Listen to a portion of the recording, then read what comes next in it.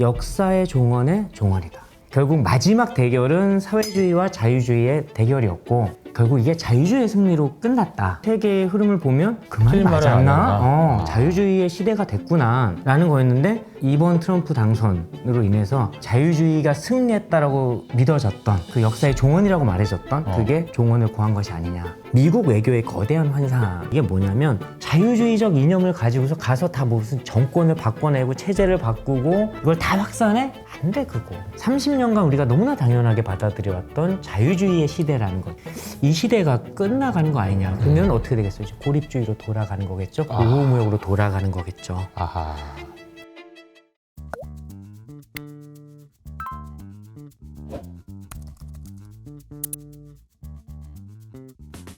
안녕하세요, 이호석입니다. 오늘은요 LG경영연구원의 고승현 박사님 모셨습니다. 안녕하세요. 안녕하세요. 네, 저희 채널에는 처음이시니까 알고 보면 저희 이호석 아카데미 구독자시라고 네. 본인 소개를 좀 간단하게 부탁드리겠습니다. 안녕하세요. 사실 효친 중에 한 명으로만 있다가 이렇게 네. 와가지고 좀 어색한데요. 네. 저는 LG경영연구원의 고승현 연구위원이라고 합니다. 네. 한 LG경영연구원으로 간 지는 한 5년 정도 됐어요. 네. 근데 이제 가서 한 3년간은 정책 연구, 그래서 이제 주로 규제나 그다음에 선거 같은 게 끝나고 나면 어떻게 정치 지형이 변해서 기업들, 산업에 어떤 영향을 줄까 이런 것들 이제 많이 분석을 하다가 입사한 지 한 1년 반 정도 지나니까 네네네.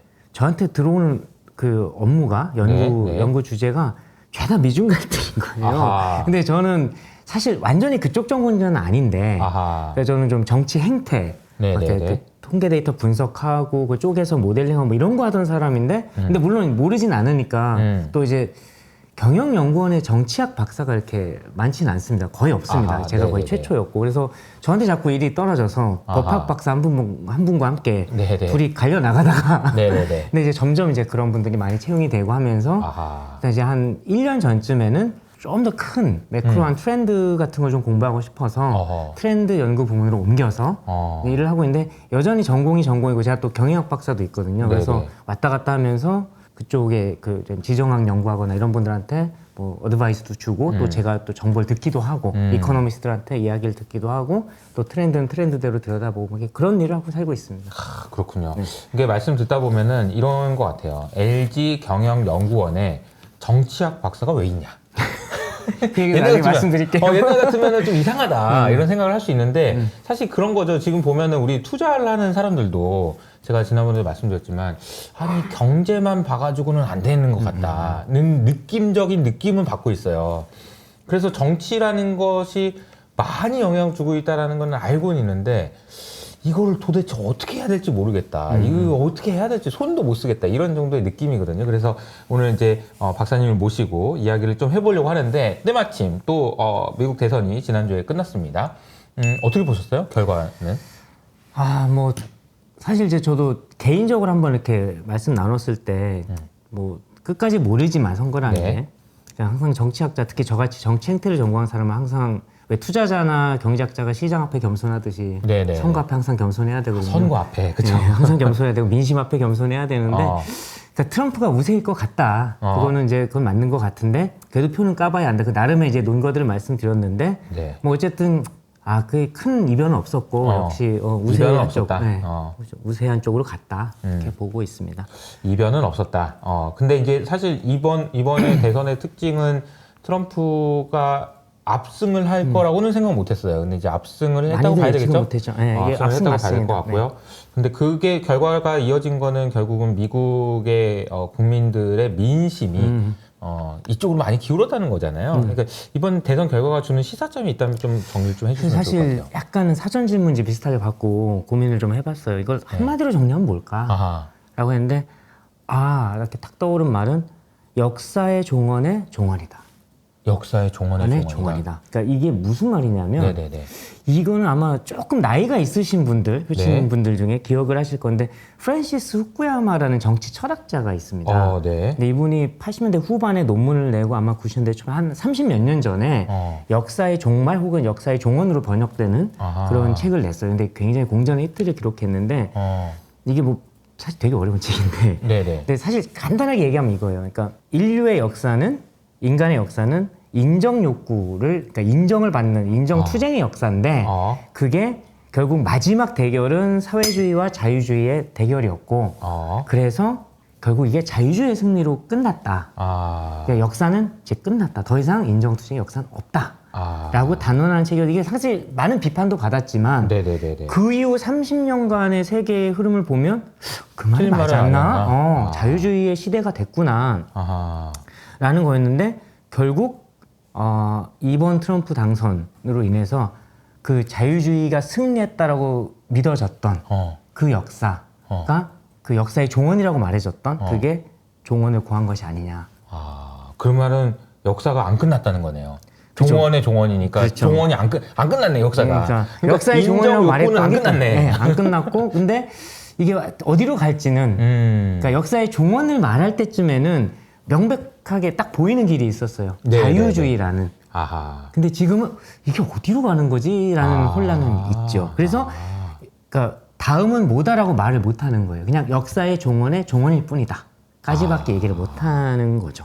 그동안에는 그러니까 저는 인정 욕구다 그러면은 나 인정받고 있는데 저는 이제 약간 관종이다. 그래서 저는 이제 유튜브 하면 관종들이 많거든요. 그러니까 나 인정받고 싶어. 근데 그것의 끝판왕이 야 자유주의야 아니면 사회주의야를 가지고 싸우다가 사회주의가 이겼어 끝났어 이제 더 이상 하지 마.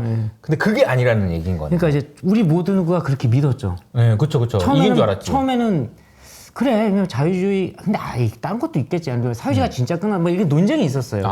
후쿠야마 당신 너무 단정적인 거 아니야? 이러다가 한 30년 흘러가는 거 보니까 우리 어쨌든 우리 한 30년 자유주의 시대에 살아버렸잖아요. 맞아요. 근데 이제 이게 끝났구나 라는 거죠. 그래서 이걸 좀 더 설명을 드리면 이런 겁니다. 그러니까 자유주의라는 개념 자체는 굉장히 넓고 다양해요. 사실 맞아요. 이게 규정이 되게 어렵고 근데 이 자리에서 오늘 저희가 말씀을 드릴 때는 뭐 이렇게 다른 한쪽, 그러니까 뭐 고전파 경제학부터 신고전파 경제학으로 막 이어지는 그 자유시장 경제 뭐 이 원리 있잖아요. 근데 그래서 이 신자유주의라는 이제 80년대부터 90년대까지 쭉 관통했던 그 개념보다는 좀 더 이제 국제정치 경제의 관점 이런 게 핵심이고요. 또 이제 국내적으로는 약간 철학적인 자유주의. 그러니까 예를 들어서 2차 대전 이후에 인류가 엄청 반성을 했거든요. 뭐 나치 학살이나 이런 것 때문에 또 서로 막 죽이고 죽였으니까. 그래서 좀 약간은 좀 더 진보적이고 그 인권, 자유, 권리 개념을 이렇게 막 확장해가는 그런 자유주의. 그러니까 미국에서는 이걸 이제 리버럴이라고 보통 리버럴. 합니다. 근데 이제 대별되는 개념은 뭐냐면 리버테리언이라는 게 있어요. 리버테리언. 그건 이제 자유지상주의. 그러니까 나의 어떤 것도 간섭하지 마. 내 마음대로 할 거야 이런 거네요. 근데 뭐 내가 죽든 말든 내가 알아서 할게. 그러니까 뭐 트럼프 당시에도 우리 그 코로나 있을 때 야 마스크를 쓰라고 그래. 나 하다가 나 죽을 거야 그냥 이런 거잖아. 나 총기 가질 거야. 이걸 왜 국가가 간섭하지? 뭐 이런 문제들이 있었던 거죠. 그러니까 이것과 이제 리버럴, 이렇게 미국에서 말하는 리버럴, 미국은 이제 사회주의 정당이 없기 때문에, 삼민주의 정당도 없기 때문에 이 리버럴 진영이라고 하는 이제 민주당에서는 좀 더 강력하게 좀 그래도 국가가 좀 들어와서 뭐 오바마 케어 같은 것도 만들고 총기는 야 그래서 사람이 너무 죽잖아. 그치. 이렇게 좀 규제하자 뭐 이런 약간 이제 좀 달라요. 근데 기본적인 이제 사상은 그래도 어쨌든 사람의 인권, 뭐 자유 이런 것들을 이 합의 지점은 그래도 다 있어요. 공화당조차도 있었고 그래서 이제 이런 게 있었는데 그리고 이제 국제 정세 뭐 이런 데서 이제 많이 쓰는 이런 게 결국은 자유주의였다. 그래서 뭐 국제 경제 산업 정책, 국내 경제 산업 정책 이렇게 연결되는 좀 정치적인 개념이었고 이 자유주의라는 게 결국 뭐냐면 그 미국이 패권 국가잖아요. 그리고 특히 이제 미소 냉전이 끝나고 미국의 승리 이후에 미국은 이제 코스모폴리타니즘에서 세계 시민주의처럼 쫙 이제 다 포용해야 되고 일종 제국의 철학 같은 거예요. 자유주의라는 게 우리의 철학은 자유주의고 다 우리 안으로 들어와. 포용적이고 근데 잘 생각해 보시면 패권이 영어로 뭡니까? 패권 영어로 뭐예요? 보통 헤게모니라고 하죠. 헤게모니. 네, 헤게모니 어원을 들어가면 보통 이게 정확하게 이 단어의 뜻이 뭐냐면 동의에 의한 지배예요. 동의에 의한 지배. 그러니까 자유주의라는 철학이 필요한 거예요. 나 들어와라. 내 품으로 들어와. 자유무역도 하고.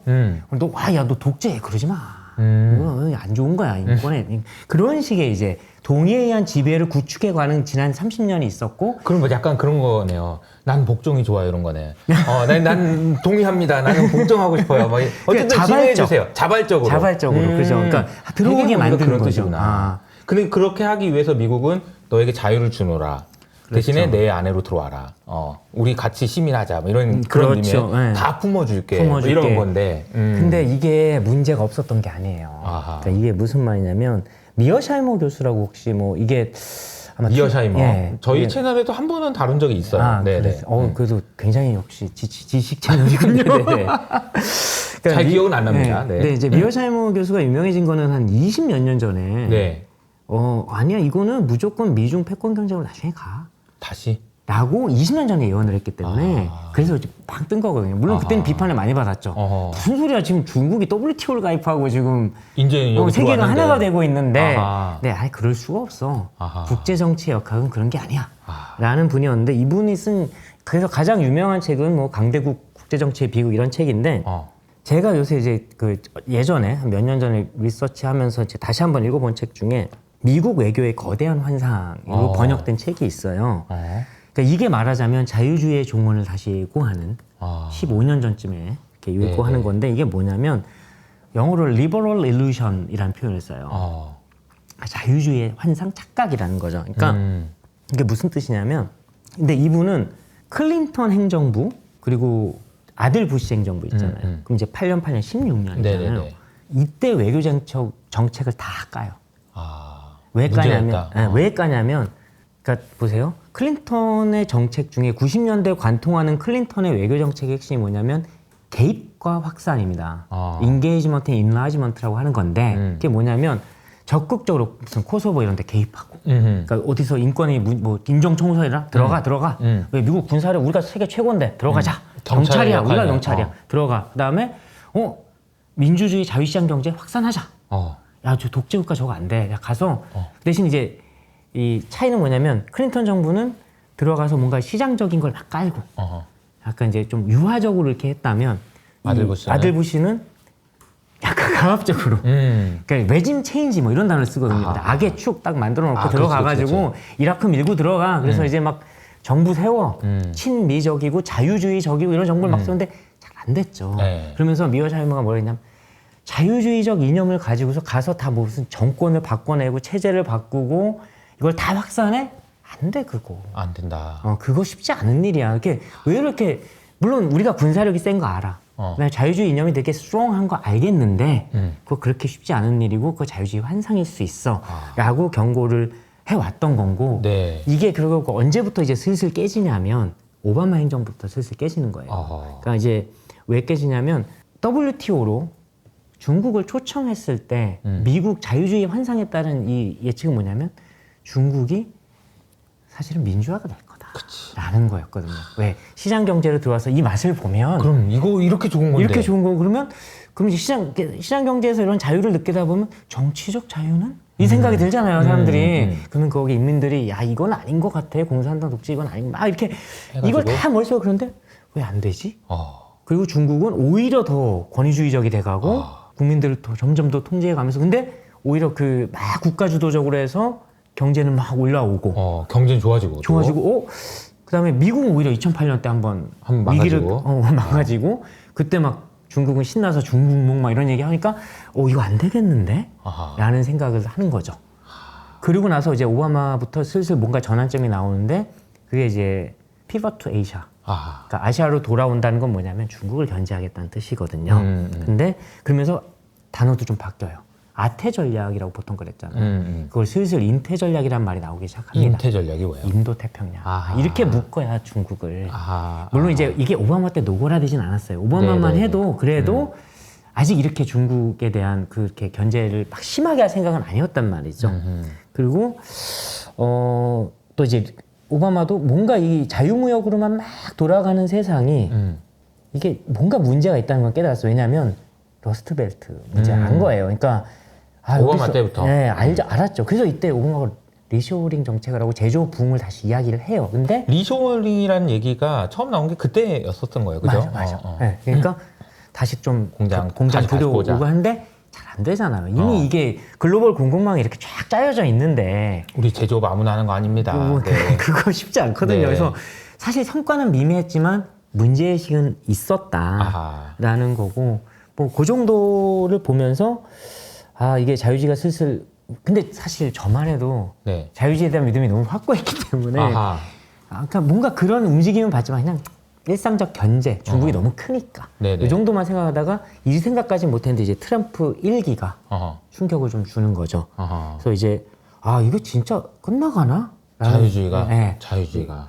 그리고 이제 무역 갈등이 시작이 되잖아요. 그렇죠. 그리고 자유무역 때 WTO가 형해화되고 어. 유명무실해지기 시작하고 무역 갈등으로 시작했다가 기술 패권 경쟁으로 가고 사실상 이제 거의 약간 양국 패권 경쟁 아니냐라는 국면. 그리고 이런 포인트가 있는데 일본이 한번 확 치고 올라왔을 때 플라자 합의 통해서 미국이 한번 확 누르잖아요. 네네네. 제 기억에 그때 일본의 국력이 미국의 50% 정도였어요. 네.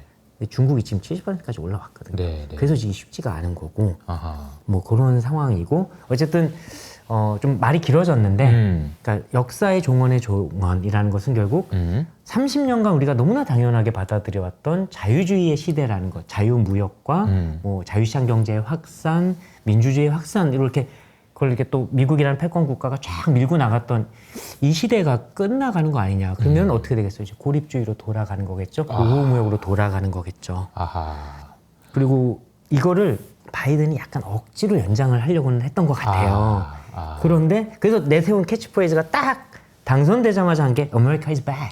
아하. 미국이 그쵸, 돌아와서 그쵸. 니들이 알고 그 미국이야 딱 했는데 아. 실제로 한 걸 보면 별로 그렇지가 않아요. 그러니까요. 그러니까 그 HBR 같은 거는 저희가 이제 연구원에서 많이 보는 아티클인데 하버드 비즈니스 리뷰는 거기에서 최근에 뭐 많이 나온 기사가 미국의 산업 정책에 대한 이야기가 나와요. 근데 이거는 미국 역사상 거의 이렇게 많이 없었던 이야기들이거든요. 미국이 산업 정책을 쓴다고? 아. 그러니까 미국은 그냥 다 자유롭게 해놓은 다음에 아. 독점 확 때리는 그쵸, 이런 그쵸. 식의 나라잖아요. 근데 자유롭게 하고. 근데 산업 정책을 짜서 이제 그게 대표적인 IRA죠. 맞아요. 그게 산업 맞아요. 정책이에요, 사실은. 그죠? 맞아요, 맞아요. 그리고 뭐 칩스 액트 같은 거 다 그쵸. 산업 정책이란 말이에요. 부양책 같은 거고 지능책이고 미국이 이런 걸 한다고? 아. 그러니까 근데 만약에 IRA나 칩스 액트 생각해 보세요. 이게 WTO 체제였으면 이게 가능했던 액트들이냐? 그러니까요. 말이 안 되는 거잖아요. 그리고 잘 생각해 보시면 이 대기업들 와가지고 바이든이 사실은 팔 비틀어가지고 미국에 와서 투자해라고 우리도 뭐 보조금도 준다고 하니까 뭐 이렇게 나가잖아요. 돈 준다고 했으니까 간 거긴 한데. 가긴 한데 그래도 이제 미국이 그렇게 좋은 생산지는 아니잖아요. 맞아요. 그러니까 장사하기 좋은 곳은 그건 아니고 이렇게 뭐 생산하기 좋은 곳은 아니에요. 그런데 그렇게 열심히 일하는 사람도 별로 없고. 물론 이제 바이블 벨트 이런데 이제 썬벨트 감 좀 있는데 네. 어쨌든 바이든에서 연장되는 것처럼 보였지만 아하. 사실은 별로 그렇지 않았다. 아하. 그래서 정리를 좀 하면 역사의 종언의 종언은 아하. 결국 미국 자유주의 계획 확산 정책의 종식과 포기, 고립주의적 성향으로의 회귀. 미국이 원래 고립주의 국가였거든요. 보호무역도 강했고 네. 그런 회귀를 의미한다. 그래서 대선 한마디 평가에다가 제가 너무 떠들었는데 근데 사실 이런 생각들을 요새 저도 고민이 많아서 그래요. 네. 이게 좋은 거예요. 이게 뭐 대선 어떻게 보셨어요? 그러니까 한마디로 딱 끝나는 게 아니고 안 끝나. 이게 좋은 거지. 이게 좋은 거야. 할 말이 많은 거야. 할 말이 많은 게 좋은 거야. 그러니까 역사의 종언의 종언이라는 표현이 계속 머릿속에 울리는 것 같아요. 자유주의가 끝났구나. 자유주의가 이겼다라는 것이 끝났구나. 이겼다는 것을 폐기해야 되는구나. 근데 바이든 때문에 아닌 줄 알았는데 아닌 게 아니었구나. 이런 거잖아요. 정확합니다. 트럼프가 됐어요. 그래서 이 트럼프가 갖는 의미. 그러니까 저는 이제 금융시장에서 이제 트럼프가 된 이후로 시장의 움직임을 보면서 제가 어떤 느낌이 들었냐면 왜 이렇게 과격하지? 가격의 움직임이 굉장히 둔탁해요. 막 이제 비트코인도 뭐 오른 게 좋긴 하지만 너무 많이 올라버려. 테슬라도 오른 게 좋긴 하지만 너무 많이 올라버려. 팔란티에도 많이 올라버려. 이런 흐름을 보면서 트럼프가 왜 이렇게 무섭지? 무서워하는 게 뭐지? 이런 게 좀 궁금했어요. 조금이지만 말씀하신 것 중에 비트코인 빼고는 저도 조금씩은 갖고 있는데. 네네네. 근데 정말 두려운 거는 뭔가요? 그러니까 저도 약간 궁금해서. 트럼프를 두려워하는 거는 네. 제 생각에 이런 것 같아요. 이번에 이제 레드 수입이 됐잖아요. 그러면 트럼프가 하고 싶은 대로 다 하겠구나. 근데 우리가 2016년부터 2020년까지 금융시장에서 투자를 하셨던 모든 분들은 트럼프 그러면 약간 트라우마가 있어요.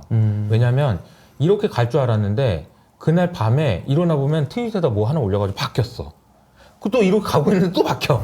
이게 한두 번이 아니니까 너무 스트레스를 받고 그랬는데, 그러니까 그런 트럼프의 행동들이 전혀 익숙하지 않은 거예요. 그러니까 무서운 거예요, 그냥. 또 저럴 것 같아가지고 그런 부분인 것 같아요. 그러니까 저도 약간 사전 질문지에서 공포에 대한 말씀하셨을 때 한번 여쭤보고 싶었어요. 어떤 공포일까? 그래서 이제 대충 이제 들어보니까 뭔지 알 것 같은데. 모르겠다는 거죠. 그죠? 그러니까 시장이 원래 가장 무서운 게 불확실성이잖아요. 맞아. 그죠? 그다음에 어떤 대선을 거치면서 기본적인 큰 불확실성, 그러니까 안개는 거쳤는데 그래서 이제 길은 보인단 말이에요. 근데 이 길이 어디로 가는 길인지도 잘 모르겠고 코너가 얼마나 이게 급할지도 잘 모르겠는 안 가본 길이니까 그런 것 같아요. 그리고 그러니까 결국 트럼프 대통령, 트럼프 2기가 어떤 일을 어떻게 할지 모른다라는 게 가장 불확실한 점인 것이기도 하고요. 그러니까 네. 이거 다 마찬가지예요. 근데 왜 그러냐면 예전에 미국 민주, 이건 외교 안보도 마찬가지예요. 네네네. 그러니까 어느 분야든 네. 왜냐면 이게 처음 보는 미국의 형태란 말이에요. 그러니까 미국 민주당은 주로 집권하면 뭘 한다. 미국 공화당은 뭘 한다. 이게 나름의 공식들이 지금까지 쭉 있었거든요. 근데 각각 거기다 이제 약간의 각각 대통령 캐릭터나 아니면 정책이 있어서 변주가 있는 건데 트럼프 이 양반은 도대체 무엇을 어떻게 무엇을 어떻게가 다 불투명한 거예요. 그 방법도 그렇고 방향이나 무엇이라는 것도 그렇고. 그러니까 지금 뭐 사실 거의 뭐 확실한 얘기인데 워싱턴과에 많이 도는 얘기 중에 이제 가장 유력한 이야기가 안정적인 행정부 공무원들 있잖아요. 이런 분들을 좀 많이 내보내고 자기 사람들로 채운다라는 거거든요. 그러면 그러니까 이게 트럼프 1기는 그나마 이렇게 막 이렇게 울퉁불퉁하게 막 이렇게 막 덜컹덜컹 갔지만 그나마 이렇게 미국의 그 길을 유지해 간 거는 그 공무원들이란 말이에요. 그리고 의회. 그런데 지금 이 트럼프라면 뭐 슈퍼 트럼프라는 얘기도 하고 뭐 이런 얘기들이 막 나오잖아요. 근데 다 이제 자기 사람 채우고 이미 공화당은 트럼피즘 정당으로 바뀌어 있어요. 이게 그 2016년 당선될 때랑 완전히 다른 점이거든요. 그러면 그럼 이거 막 제도 막 바꿀 수 있을 것 같거든요. 그리고 뭐도 바꾸고 법도 바꾸고 이거 헌법도 바꾸는 거 아니야? 막 이런 공포심이 있는 거죠. 공포심이 사실 외교 안보나 많은 국가들에 있을 수밖에 없는 거고 네. 당연히 시장이나 투자자 입장에서 있을 수밖에 없을 거예요. 그리고 근데 이런 거 있거든요. 그러니까 그래도 미국은 뭐 민주주의 전통이 있고 뭐 파운딩 파더스 뭐 건국의 아버지들이 뭐 그걸 어기지는 대부분 않고 뭐 수정헌법 몇 조가 항상 뭐 우리의 뭐고 가치고 뭐 페더럴리스트 연방주의자 교서라고 하는 거기에서의 막 그 고민들이 그게 아닐 수도 있겠다라는 이제 불안감이 모두에게 있는 거죠. 이거는 뭐 경제학자, 투자하시는 전문가, 뭐 저 같은 정치학자나 뭐 이렇게 기업 사이드에서 경영을 공부하는 사람들은 다 비슷한 느낌들이 갖고 있는 것 같고요. 그래서 그러니까 일종의 에스태블리시먼트라고 하죠. 딱 세팅되어 있는. 우리말로는 자꾸 기득권으로 번역돼서 어감이 안 좋은데 사실 에스태블리시먼트라는 그냥 딱 그건데 근데 이게 이 잘 세팅되어 있던 이 에스태블리시먼트가 흔들리면 영향을 많이 받게 되거든요. 그러니까 그래서 뭐 팔란티어의 뭐 피터 틸 같은 친트럼프라는 게 확실하고 근데 또 트럼프의 오른팔 내지 지금 거의 막후가 될 것 같은 일론 머스크 형님 있잖아요.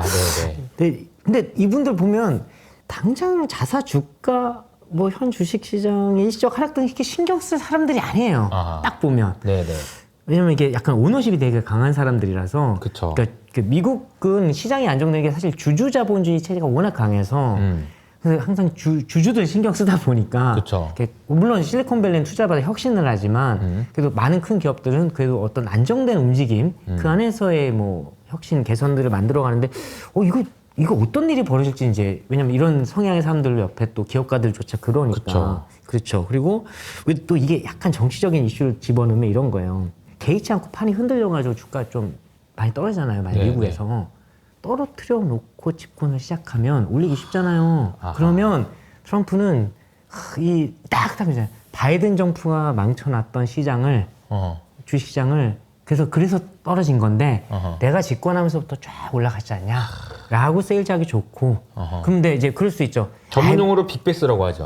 제가 요즘에 이제 얘기 많이 하고 있는 그러니까 한번 저거 다 털고 가자. 털고 가자. 이런 안 좋은 거 많으니까. 근데 이제 보통 합리적인 생각을 하면 여기서 보통 이제 우리가 이기는 안 그렇다. 왜냐면 이제 다시 선거할 일이 없는데. 그렇죠. 근데 트럼프는 모르지 않나? 그 불안감이 다시 또 이게 겹치는 거예요. 그러니까 일반적인 우리가 생각하는 미국의 대통령, 미국의 제도, 미국의 에스태블리시먼트 뭐 다 생각해 보면 그렇지 이기는 그렇게 무리하지 않고, 그러니까 그 대신 자기 철학을 좀 구현하고 이러면서 네. 쭉 가는데 여기는 그러니까 막 그런 거 신경 안 쓰고 정말 자기 하고 싶은 거를 잘 할 텐데, 이거는 막 뭘 할지를 모르겠는 이 사람은 영원히 대통령 할 마음을 꿈꾸지 않을까? 왜냐면 트럼프가 막 그 독재자 되게 좋아하는 것 같거든요, 제가 볼 때. 네. 그래서 물론 이제 실제로 설마 그러니까 뭐 그렇죠, 그런 그렇죠, 건 안 그렇죠. 하겠죠. 그런 건안 근데 이제 하겠지만. 워낙 캐릭터가 강하고 독특하다 보니까 네.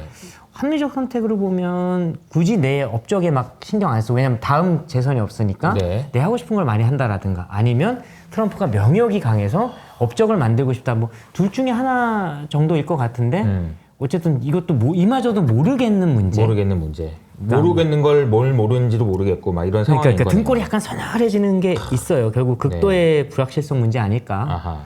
저도 뭐 이거에 대한 딱히 답은 없는데. 네, 그런 그러니까 부분들에 대한 고민들을 하고 있는 것 같다. 근데 이제 말씀하셨던 피터 틸, 뭐 일론 머스크, 그리고 이제 트럼프, 이 세 사람이 갖는 아주 그냥 공통점이 그냥 뭔가 일반인은 아닌 것 같다라는 특징이 있잖아요. 근데 이들이 이제 국가를 운영하는 데 있어서 국민들이 지지를 계속해서 받기 위해서는 무엇인가에 우리가 하는 거는 이걸 위한 거야 라는 무엇인가가 있어야 될 것 같은데, 제가 생각할 때는 이게 국익을 위한 거야, 우리 아메리카를 위한 거야 라는 얘기를 하지 않을까 싶긴 해요. 그렇죠. 그래서 이게 이제 또 그 우리가 봐야 되는 부분은 이런 부분인 것 같습니다. 이제 그 트럼프가 당선된 것도 중요하지만 이제 공화당에 대해서 표를 진짜 많이 준 것 같아요.